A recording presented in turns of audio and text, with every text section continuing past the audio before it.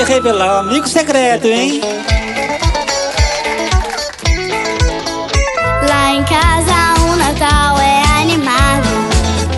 A família se reúne pra brincar. Mas a parte que eu mais gosto eu vou falar é de comer peruzinho assado e o meu amigo secreto revelar. É uma pessoa legal, eu conheço há pouco tempo, mas eu gosto muito. Eu tirei você, eu tirei você, eu tirei você, eu tirei você. É marmelada, é marmelada, é marmelada. Lá em casa o Natal é animado. A família se reúne pra brincar. Mas a parte que eu mais gosto eu vou falar é de comer. Que melancia. E o meu amigo secreto revelar. É uma pessoa legal, eu conheço há pouco tempo, mas eu gosto muito. Eu tirei você, eu tirei você, eu tirei você.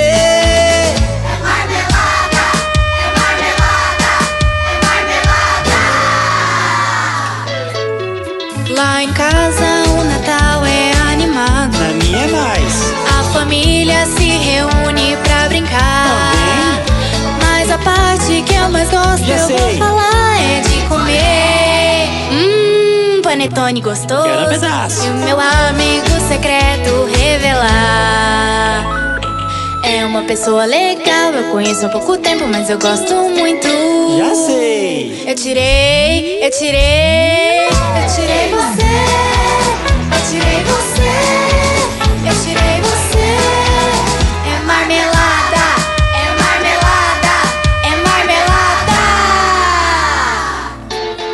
Lá em casa o Natal é animado. Muito mais, a família se reúne pra brincar. Mas a parte que eu mais gosto eu vou falar é de comer essas castanhas deliciosas e o meu amigo secreto revelar. Ela tem cabelo preso, meia colorida e come chocolate. Eu tirei você, eu tirei você, eu tirei você.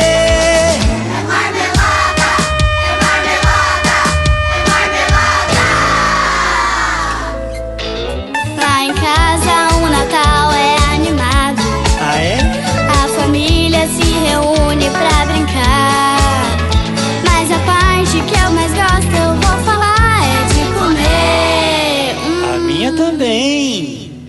E o meu amigo secreto revelar. Quem será que é? É uma pessoa legal, eu conheço há pouco tempo, mas eu gosto muito. Sou eu? Eu tirei você.